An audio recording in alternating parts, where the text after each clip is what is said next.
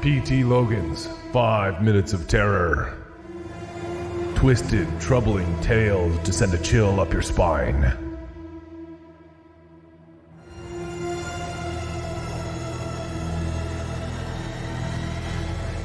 The accident. "I'm pretty sure it's this way," Larry said as he squinted through the rain-soaked windshield. "But the app is telling us to go this way," Eileen replied, holding up her phone for Larry to see. "I've been there before," he muttered. Then he leaned forward and he upped the windshield wiper speed to maximum.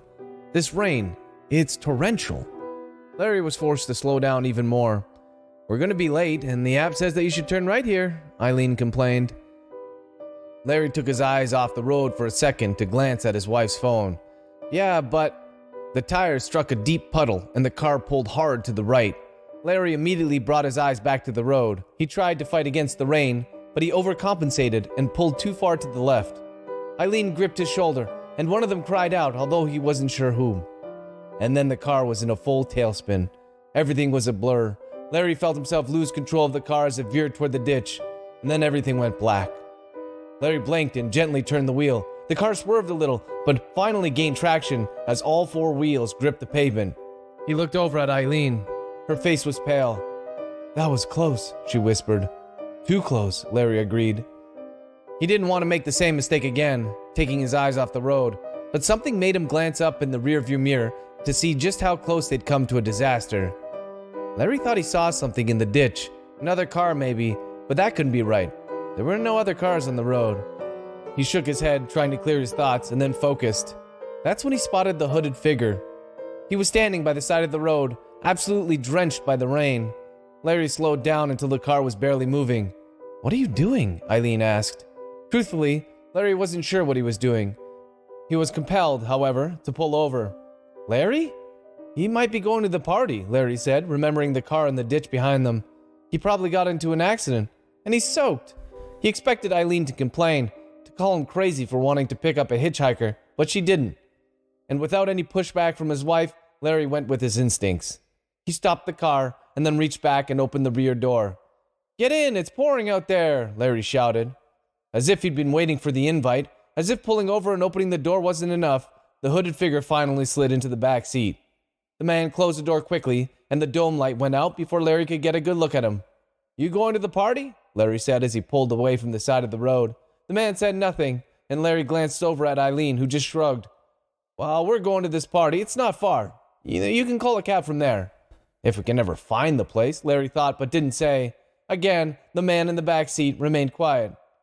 "This is my wife Eileen," Larry continued. The near accident had made him nervous, and when he was nervous, he got talkative. "We met 10 years ago back at university. I don't really believe in things like love at first sight, but this was close.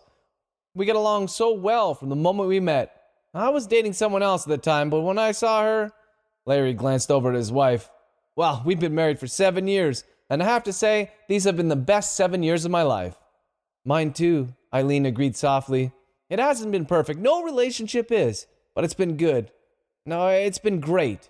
Again, the man in the back seat said nothing, and Larry glanced at him in the mirror. Still shrouded in shadows, the man hadn't moved since getting in the car.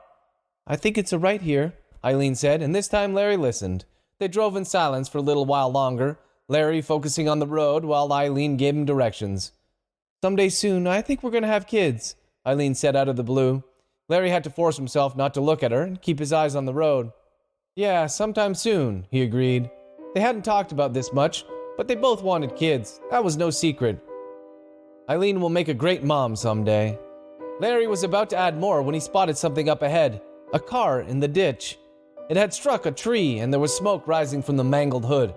"Hey, that looks like..." Larry shook his head. Never mind. He didn't want to alarm Eileen by telling her that the car looked almost exactly like the one he'd seen earlier. Because how could that be? Was it possible that they had gotten lost and ended up back in the exact same spot where they nearly crashed? "I don't get it. It says to turn right again," Eileen said hesitantly. "You should pull over." The voice was so calm and even that it sounded as if it was coming from inside Larry's head. But it wasn't his voice. It was the man in the back seat. "Yeah," Larry said quietly. "I think that's a good idea." And then, as if he were on autopilot, he felt himself pulling over. "I love you, Eileen," Larry said, and then he closed his eyes. When he opened them again, Larry's car was no longer on the road. Instead, it was pinned against a tree. And that's when Larry realized that he had never driven away from the first crash at all. He'd spun out, gone into the ditch, and struck the tree. He looked over at his wife, who smiled back at him. "I love you too, Larry," Eileen said, and then she began to fade, and Larry could almost see through her. Larry felt himself letting go as well, but at the last second he glanced up at the rearview mirror to see if the hitchhiker was still there.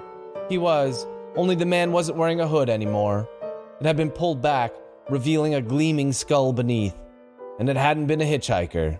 It had been death coming to collect. P.T. Logan's 5 Minutes of Terror. Twisted, troubling tales to send a chill up your spine.